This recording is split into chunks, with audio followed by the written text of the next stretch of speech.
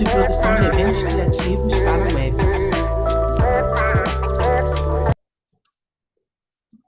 Com Cris Campos.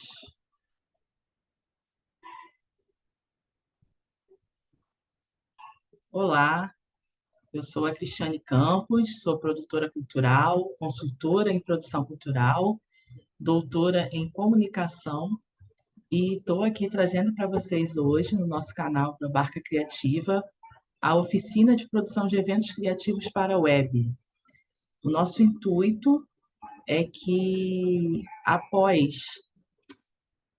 a epidemia de Covid, né, a gente possa mostrar a todos quais foram as soluções encontradas pelos produtores culturais, pelos artistas, para a continuidade de sua arte, de suas produções, através da internet. Claro que, se a gente for pensar bem, pouca coisa foi inventada a partir dessas questões de isolamento, dessa necessidade de que a gente não estivesse mais juntos, que não estivéssemos mais nos encontrando em grupos. Porém, algumas coisas foram potencializadas.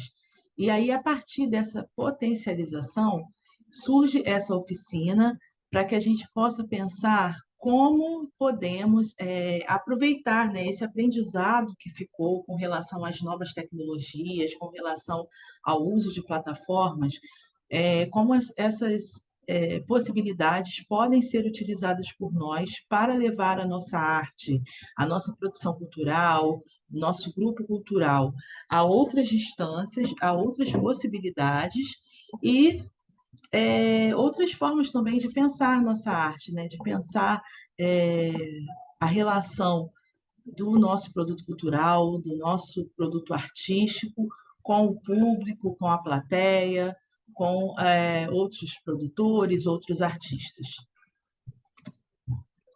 Bom, vamos dar início à nossa conversa, pensando inicialmente, aqui eu trouxe esse slide, essas imagens, para a gente pensar também que uma das formas da gente levar a nossa produção cultural, nosso evento, para além das nossas fronteiras, é imaginar que, por mais que a gente tenha aqui no Brasil plataformas de vídeo, plataformas de rede social, que são muito utilizadas e são as quais nós vamos pensar aqui nessa oficina, também temos outras. Então, temos também outras possibilidades de uso que atingem outros públicos. Se talvez aqui no Brasil uma determinada plataforma, um determinado aplicativo seja mais utilizado, seja mais fácil de chegar no público aqui no Brasil, por exemplo, talvez se você experimentar, colocar sua arte em outras plataformas fora da nossa fronteira, talvez você alcance um outro público, tenha contato com outros artistas, outras plateias, tenha outras possibilidades de trabalho e outras possibilidades até mesmo de pensar o seu trabalho artístico-cultural. Aqui nós temos vários, vamos trabalhar aqui na oficina com os mais utilizados aqui no Brasil, mas se a gente for pensar, por exemplo, em plataformas de vídeo, aqui no Brasil a gente usa muito o YouTube. Recentemente o TikTok tem estourado por aqui também, mas também temos o Kwai, que é também uma outra plataforma de vídeo curto, temos o Vimeo, que é uma plataforma utilizada para vídeos mais longos também, com uma finalidade muito parecida, com uma funcionalidade muito parecida com a que encontramos no YouTube. As próprias plataformas de conversa, de reunião, se desenvolveram nesse período. Aqui, para fazer esse vídeo para vocês, eu estou usando a plataforma Zoom, mas temos várias outras, o Meeting, o próprio YouTube é utilizado também para realização de cursos, palestras, oficinas. Então, são várias possibilidades que a gente tem hoje a partir do uso da internet e que deve se intensificar nos próximos anos com o aumento da rede 5G. Então, nós temos que estar preparados, pensar como a nossa produção cultural pode chegar a mais público, chegar a mais pessoas através da internet também. E aí, quais tipos de produtos e eventos culturais podem ser conteúdos de internet? Bom, praticamente todos, né? Se a gente for pensar com relação à experiência do público, a experiência do próprio artista com o seu produto cultural, quase todos podem ser levados para a internet, podem se transformar em conteúdo. Até mesmo se formos pensar numa feira gastronômica, por exemplo, que é uma manifestação cultural interessante, claro que ela não vai chegar da mesma forma, ela não vai ser aquela mesma experiência de presença que o, que o público pode ter, né? De saborear, de experimentar cheiros, sabores, não vai ser assim. Mas, de repente, a gente pode pensar numa feira gastronômica que envolva conversas com mestres daquela manifestação cultural específica, com pessoas que saibam realizar determinados pratos, receitas, histórias, vamos pensar, sei lá, um projeto sobre feijoada, né? Talvez seja difícil que quem assista tenha o acesso a esse projeto gastronômico pela internet tenha acesso aos sabores, aos cheiros que uma feijoada envolve. Mas é possível que ela saiba da história, saiba das pessoas, saiba como é feito, tenha acesso a receitas. Enfim, existem várias formas de a gente realizar eventos culturais e permitir o acesso a esses eventos pela internet, tanto pago como gratuito. E por que a gente deve utilizar as plataformas digitais? Bem, como eu falei inicialmente, uma demanda muito grande que tivemos foi, em especial, com relação à pandemia da Covid-19, que foi um evento extremo, né, da humanidade e que impediu que as pessoas estivessem juntas realizando atividades culturais presencialmente. Mas, além disso, nós temos muitas outras questões. A internet, ela pode, por exemplo, baratear o seu projeto, ela pode tornar o seu projeto mais acessível, tanto fisicamente, né? Pode fazer com que pessoas que estejam mais distantes, que talvez não tenham ou nunca tivessem a possibilidade de ter acesso ao seu produto cultural presencialmente, tenham acesso a esse produto via digital, via internet.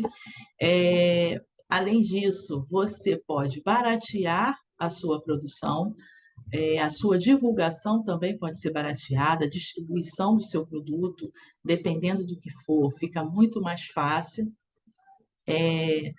sem a necessidade de deslocamento do público, de deslocamento de atores, por exemplo, se é um espetáculo que vai acontecer online, né? Que se a gente for pensar bem, agora é online, mas a gente teve algumas décadas atrás o teleteatro, que eram grandes peças de teatro da literatura nacional transformadas em televisão, né? Que eram transmitidas pela televisão.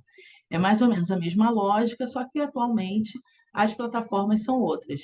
Nem sempre a gente pode estar perto do público. Além disso, as plataformas digitais, elas favorecem o registro, né, a manutenção de determinadas manifestações, a divulgação, muitas coisas que a gente tem de manifestação, especialmente de cultura popular, às vezes se perde com o tempo, até em termos de arquivo, de registro mesmo.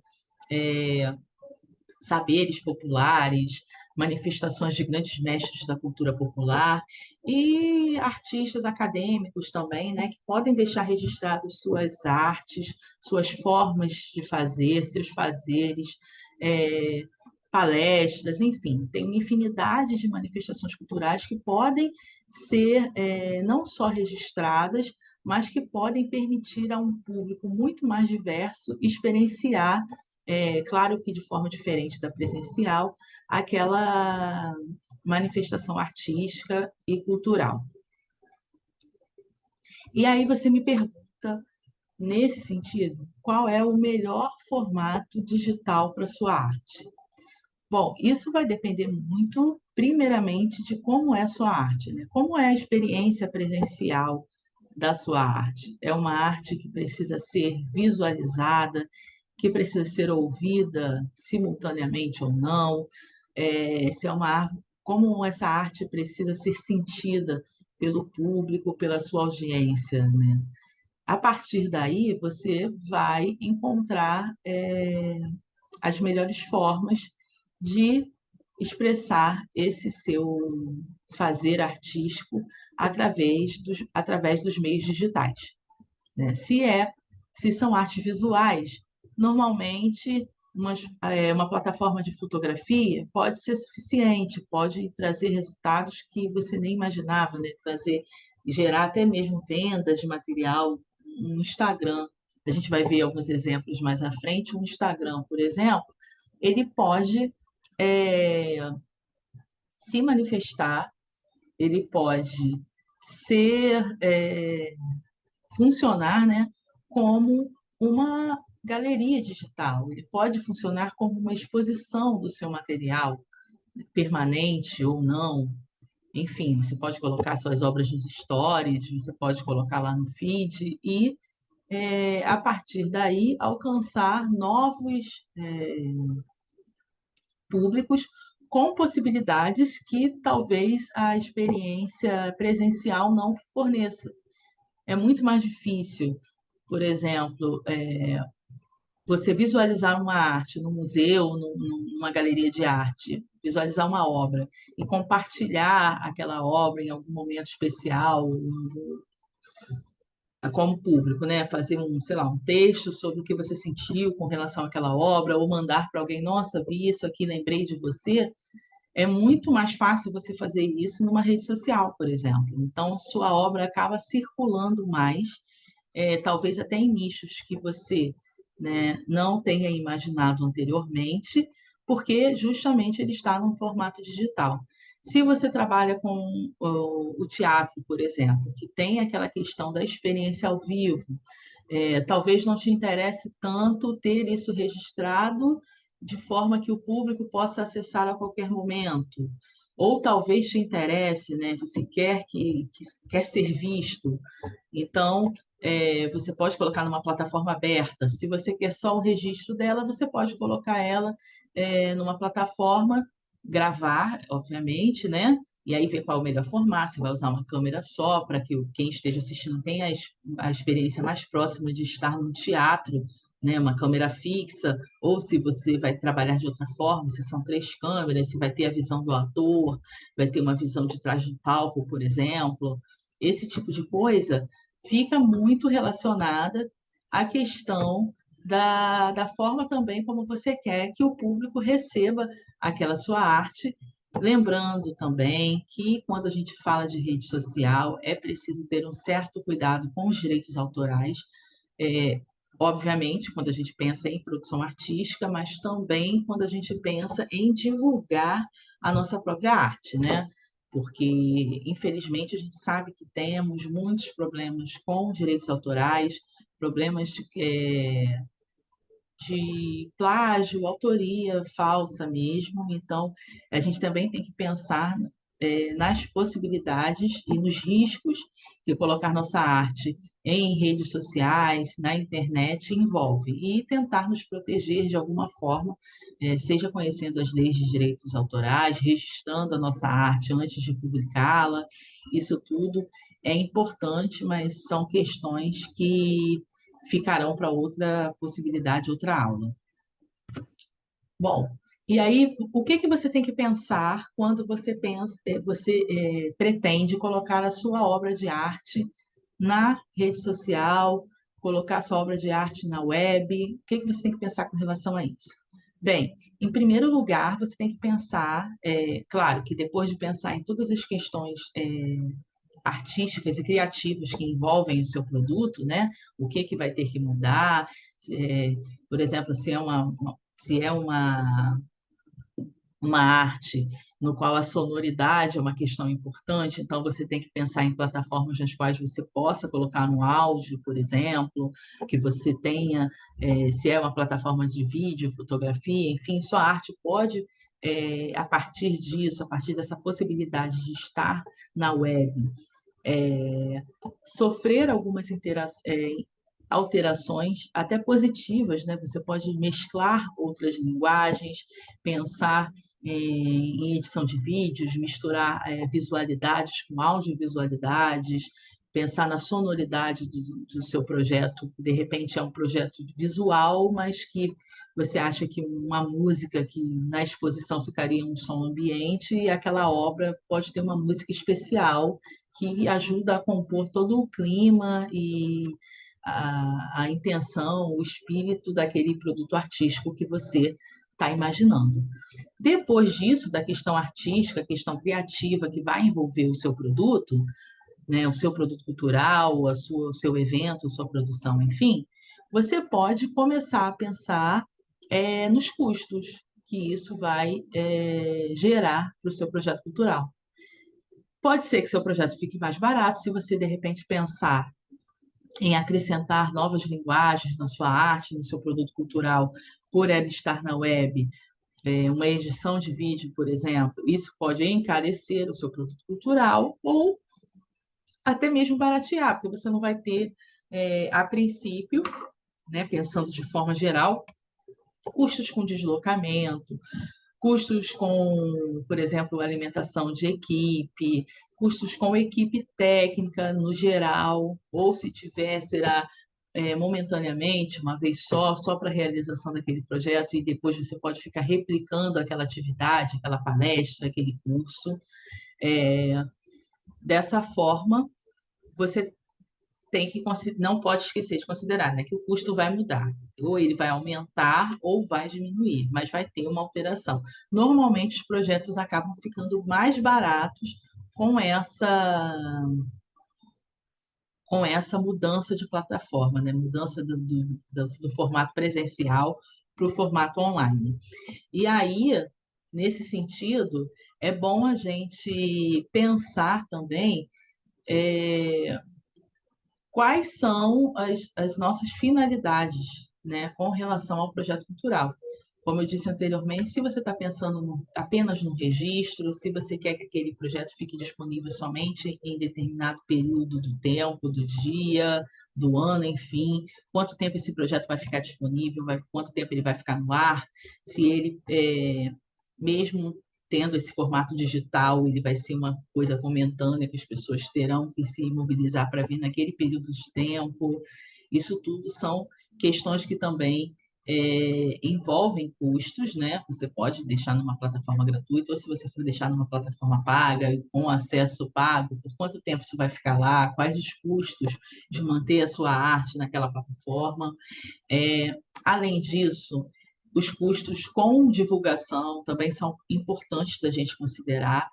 Hoje em dia, especialmente projetos que ficam online, a gente deve pensar, deve imaginar, considerar que a divulgação é mais barata, sim, mas não deve ser esquecida. Tem aquela coisa da divulgação orgânica, que é o sonho de todo mundo, né? Que o seu projeto viralize e a partir daí consiga muita mídia gratuita, enfim. Mas a gente não deve esquecer que esses casos, quando isso ocorre, são exceções. E aí, nesse sentido, é preciso pensar se você precisa de público, se você precisa de audiência na internet, é preciso pensar em anúncios pagos. Seja qual for a plataforma, existe a possibilidade de anúncios pagos em praticamente todas elas, e você tem que considerar esse custo, né? Imaginar como esse custo vai ser feito, se vai ser feito peças de design com designer gráfico, se serão feitos mini vídeos, vídeos curtos para serem incluídos em alguma plataforma de vídeo como forma de divulgação. Isso tudo tem um custo e deve ser pensado também, porque mesmo na internet, mesmo o seu material artístico sendo muito bom e interessante, se a gente esquece da parte de divulgação, mesmo na internet, é, ele pode não ter audiência. E por quê? Porque você vai estar falando com muita gente. Isso é ótimo. tem a possibilidade de seu projeto chegar a muita gente, além das suas fronteiras, além do que você imaginou, a sua obra pode chegar em lugares que você nem sonhou em conhecer, ou que você nunca vai na vida, mas sua obra pode chegar lá. Só que a obra de todo mundo que está na internet também tem esse ponto positivo. Então, como que você vai fazer para diferenciar o seu produto do outro, né? Porque é muito mais fácil você dar um clique, trocar de canal, trocar de plataforma, trocar de vídeo, trocar de música, passar para outro perfil do Instagram na internet, isso tudo está a um toque de você, do que você chegar numa exposição e não gostar da peça, não gostar da proposta da curadoria e sair da exposição, ou não gostar de um espetáculo de teatro, de um filme no cinema, levantar e sair. É muito mais fácil você deixar de lado uma manifestação artística na internet e fazer dela realmente algo interessante. Então, você tem que pensar em tudo isso, né? Talvez se você tem um produto cultural, um espetáculo teatral, um filme, um curta-metragem, enfim, que você vai disponibilizar e que de repente ele começa muito lento, ou que ele não consegue prender a atenção do público logo de início, é uma questão que você precisa pensar a partir de agora, se você está fazendo o seu produto inteiramente para a internet, já está criando ele pensando na internet, né? As pessoas estão cada vez mais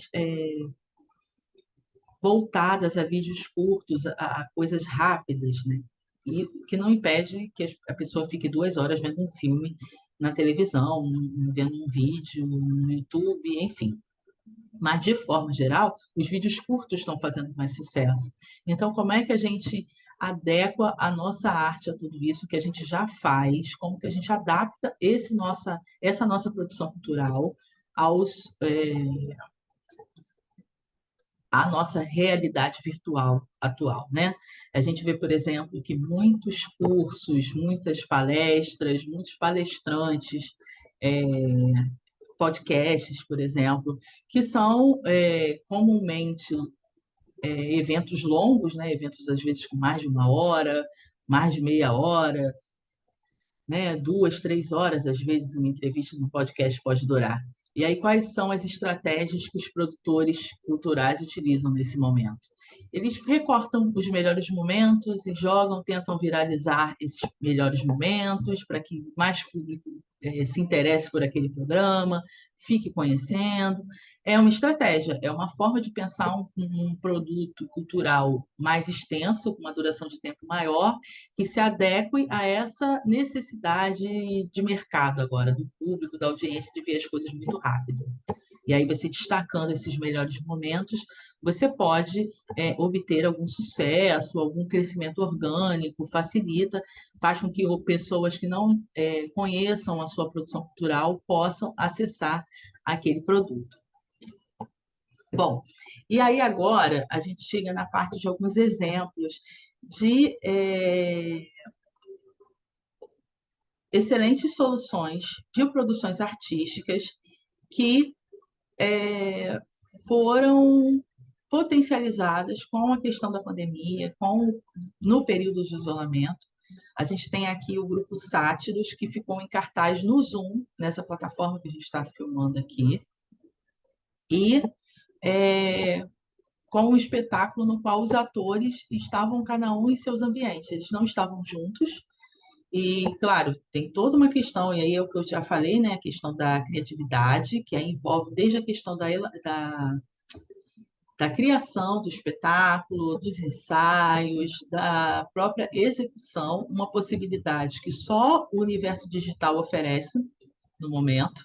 Presencialmente, seria muito difícil executar esse espetáculo, né? Até mesmo onde ficaria o público, né? Ficaria com um ator, com um grupo de atores e o outro não estaria, como ficaria isso? Então, isso também favoreceu que as pessoas tivessem algum contato com arte, com cultura, mesmo estando em suas residências, mesmo estando isoladas. E aí a gente pensa, né, o quanto de espetáculos em espaços alternativos aconteceram nesse período e que podem continuar acontecendo e que ainda são uma possibilidade.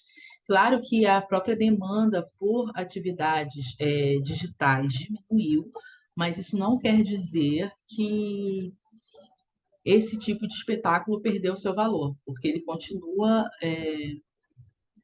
tendo inúmeros pontos positivos, como o acesso do público distinto, público que talvez não esteja perto de nenhum desses atores, nenhum desses 16 atores, e que talvez nem conheça esse grupo, mas que pode ter acesso a esse espetáculo. A plataforma Zoom é interessante pensar que é uma plataforma na qual você pode pensar numa possibilidade de ingresso, de pagamento de ingresso anterior, pensar em cobrar uma entrada, né, digamos, cobrar um acesso ao espetáculo. Isso dá para a gente pensar em várias plataformas, nem todas são gratuitas, algumas têm o acesso limitado naturalmente, e aí, a partir dessa limitação do acesso, você pode, de alguma forma, pensar, mesmo sendo projeto digital, pensar nessa cobrança de ingressos para acesso a espetáculos. Esse foi uma campanha, Teatro Já, que tratou-se de espetáculos realizados em teatros e, na época, então, sem público. Hoje em dia, a gente não está mais vivendo essa questão do isolamento social, os projetos estão acontecendo com o público, mas se for o caso de você pensar num espetáculo para registro, um espetáculo que você quer lançar digitalmente, quer enviar para festivais internacionais, por exemplo, né? São possibilidades também reais de atividades que podem acontecer de forma presencial, ou até mesmo semipresencial, mas que foram potencializadas nesse período da pandemia, mas que não perdem o seu valor no período pós-pandemia. E aí também temos a realização de espetáculos em espaços inusitados. Aqui, no caso, nós temos uma imagem do espetáculo Eva Alive, que foi um espetáculo que a Eva Vilma fez em sua própria casa, em sua própria residência. Na época, teve apoio de outras instituição do SESC, por exemplo, mas é um espetáculo que a gente não pensa muito, né? Antes da pandemia, era uma coisa inusitada demais um ator fazer um espetáculo dentro da sua própria casa, filmar, e aí envolvem muitas outras coisas, tem a própria questão da curiosidade que os fãs, o público tem de conhecer a casa dos artistas mais famosos, né? A gente tem toda uma indústria de cultura de massa voltada para isso, né? Para curiosidades da vida dos famosos, mas a Eva Vilma fez um espetáculo dentro de sua própria casa e permitiu, né, o acesso a esse espetáculo pela internet também.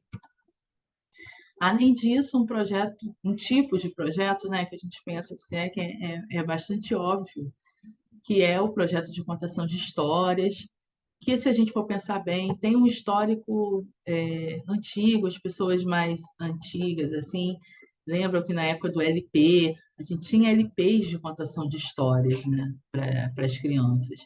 E aí, os espetáculos, tanto audiovisuais, a gente pode pensar nisso, quanto formatos sonoros, como podcasts, animações, enfim, tem várias formas de se contar história online também.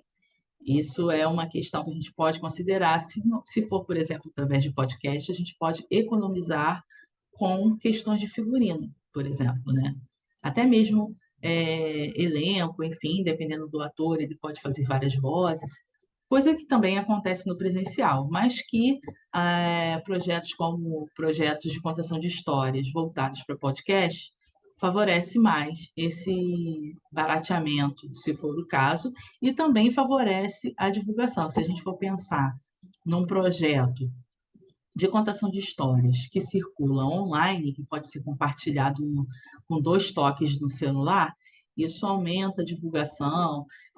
Às vezes, o interesse nem é só na divulgação do espetáculo em si ou da história em si, mas a divulgação do grupo de teatro, por exemplo. Vocês podem, se vocês têm um grupo de contação de história, vocês podem escolher uma história para divulgar gratuitamente e deixar as demais com acesso pago, por exemplo, né? Para que isso possa fornecer alguma renda, algum recurso para o próprio grupo.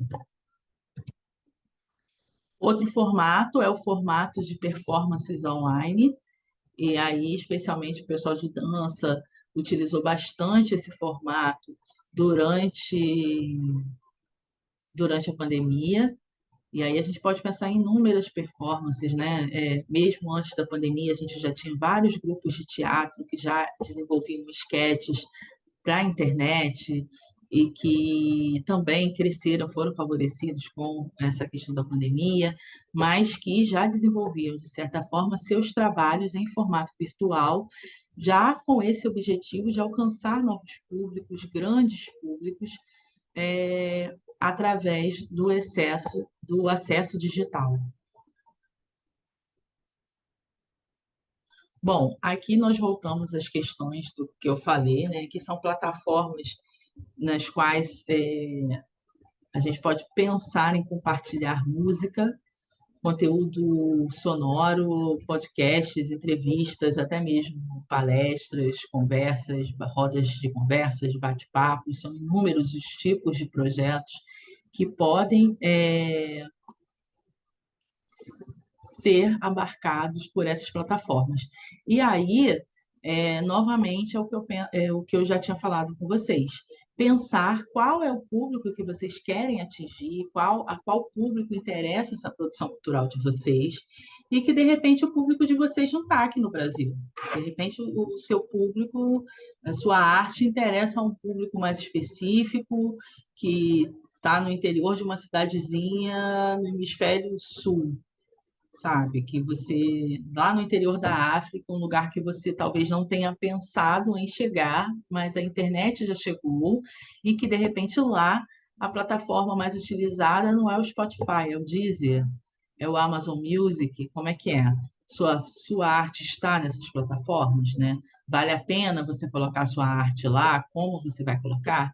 Ou você quer alcançar pessoas que trabalham pelo YouTube, né, que ouvem música pelo YouTube? Também é uma possibilidade. Eu não sei se vocês já repararam, se vocês ouvem música pelo YouTube. E aí, eventualmente, você está ouvindo música e entram anúncios de outras músicas, e muitas vezes de outras regiões do país ou do mundo. Eu sou do Rio de Janeiro, eventualmente, alguns artistas de música sertaneja do Mato Grosso do Sul, entram com anúncios pagos, né? Fica marcadinho lá que é anúncio, só que são músicas, são 2, 3 minutos de música, e aí entra na minha sequência musical. Ou então, um mercado que também faz bastante isso é o mercado indiano. Artistas indianos, às vezes, dependendo da música, do tipo de música que você está ouvindo no YouTube, pode entrar anúncios de músicos indianos, de artistas indianos, porque o Brasil, particularmente, é um mercado muito cobiçado por artistas de outros países, né? Nós somos uma das maiores populações do mundo, então, se a pessoa faz sucesso, a plataforma faz sucesso aqui no Brasil, é garantia de sucesso financeiro, inclusive. Bom, e aí, falando de música, eu trouxe um exemplo aqui de, da variedade de músicas que a gente pode encontrar no YouTube, por exemplo, e pensando como audiência, como público, como plateia, né? Aqui nós temos músicas de vários lugares do mundo, inclusive do Brasil, mas que estão disponíveis na internet. E a mesma coisa acontece com as outras pessoas. Você que é músico, sua música está nessa plataforma, tem possibilidade de alguém, não sei, na China, na, na Nova Zelândia, acessar o YouTube e encontrar a sua música por lá? Isso é interessante para você? É o que você gostaria? A internet ela abre essa possibilidade da gente pensar a distribuição da nossa arte, do nosso fazer artístico, para além das nossas fronteiras. Ainda pensando em música, eu trouxe aqui prints da plataforma Amazon Music, e aí que também tem uma variedade de artistas e que também você pode incluir sua música. Para quem está começando, o mais interessante é a criação de playlists, incluir sua playlist, sua música em playlists que tenham grandes sucessos também, porque as pessoas entram nessas plataformas normalmente procurando alguma música específica, algum artista específico que já está fazendo sucesso. E aí, se você não está fazendo sucesso ainda, você pode, através da criação de uma playlist pública, né, incluir a sua música nas proximidades ali de alguns artistas com um público parecido com o que você quer alcançar, com músicas parecidas com as suas, pessoas com as quais os interesses, o gosto musical possa ser saciado pela sua produção musical. Além disso, pensando em artes visuais, outra possibilidade que foi aquecida, na verdade já existia antes, com a questão da pandemia, foram as exposições e os tours virtuais, né? Que são passeios por espaços culturais digitais. Atualmente, a gente tem vários programas que fazem isso, algumas empresas que fazem isso. Então, se você é gestor de um espaço cultural, independente de pandemia, de questões de isolamento, é interessante pensar nessa possibilidade, porque isso faz com que tanto você, enquanto público audiência, possa passear por museus do mundo todo, facilita que pessoas do mundo todo conheçam os seus espaços. E, obviamente, a maior parte das pessoas não abriu mão da questão presencial. Obviamente, se você começa a fazer passeios virtuais por espaços culturais, por mais isolados que sejam, por mais dificuldades enfim, de acesso, né? Se a gente for pensar que a pessoa pode estar em outra região do país, pode estar em outra região do mundo, isso gera um desejo de estar lá, né? Quando você se interessa, mesmo que através de um passeio virtual, em conhecer determinado espaço, isso gera o desejo no público, na audiência, de estar presencialmente naquele espaço. Então, são possibilidades que podem ser consideradas e que também são muito interessantes com relação a espaços físicos, né, que reabriram e que pensam em aumentar seu público. É uma possibilidade também, até convidativo, na verdade, né? Porque a pessoa conhece primeiro virtualmente e depois pode surgir o desejo de conhecer presencialmente, de estar naquele lugar, de vivenciar aquele espaço cultural de alguma forma. E aí a gente pode pensar em exposições e galerias de arte também, pensando em plataformas de vídeo. E aí, sendo peças de exposição em 3D, a gente pode pensar em vídeos, e sendo em 2D, né, imagens, a gente pode pensar em fotografias, né? Aqui, no caso, a gente está mostrando um artista, o Senegambia, que trabalha com arte digital, e aí é mais fácil ainda de se trabalhar e de se colocar em rede social. Aqui, no caso, a gente tem um print da página do Instagram, que acaba funcionando como uma exposição virtual e também como uma galeria de arte, porque essas obras estão à venda.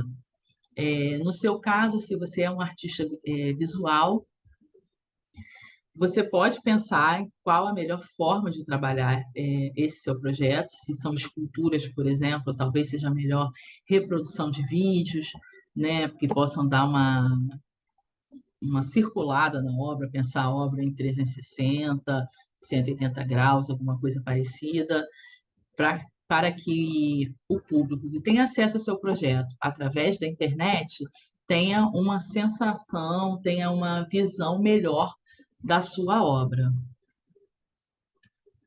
Aqui nós temos um exemplo de um canal de literatura no YouTube, que ele acaba sendo uma transposição digital de um sarau, né? Porque você tem inúmeras poesias, tanto poesias de poetas já consagrados, é, conhecidos, e que, de repente, você pode procurar um Fernando Pessoa, um Carlos Drummond de Andrade, para escutar uma poesia mais específica que você gosta sendo recitada, como também tem artistas recentes, artistas contemporâneos, também com suas poesias recitadas por atores, nesse caso, desse canal. É bastante interessante a gente pensar a poesia, os saraus, nesse formato digital, né? Porque está sempre ali disponível para o público, para a audiência, e, assim como a música, né, os baluartes da literatura acabam atraindo as pessoas para conhecer novos poetas, novas obras, novas formas de fazer literatura. Enfim, é interessante pensar também, se você trabalha com literatura, nesse formato. Aqui, no caso desse canal específico, eles nem têm. O ator, um ator que recita a poesia, e eles ficam passando a letra da poesia com imagens fixas. Mas, enfim, a criatividade humana é gigantesca, a gente pode pensar em inúmeras formas. Um outro exemplo de literatura que eu trouxe aqui para vocês é esse perfil do Instagram, o Poema Ensina a Cair, que ele trabalha a literatura, né, a questão literária, e aí, por se tratar de uma plataforma de imagem, uma plataforma de fotografias, basicamente o Instagram, ele já trabalha com as questões gráficas, já trabalha com a poesia como se ela estivesse sendo digitada, como se fosse página de um livro velho, e aí é a forma deles trabalharem, e até tem uma questão interessante, né, porque isso traz uma proximidade com o livro, mas não é livro, é internet, e você pode compartilhar, e você pode mandar para alguém, pode marcar uma pessoa. É interessante pensar a literatura inclusa nesse mundo digital, inclusa na web, a sua produção literária, né, que antigamente ficava na gaveta, agora ela pode ficar registrada é, nas redes sociais. Bom, acabamos por aqui. Agradeço a sua presença, agradeço à Secretaria de Cultura e Economia Criativa do Estado do Rio de Janeiro pelo apoio ao projeto e à Barca Criativa pela produção. Até a próxima.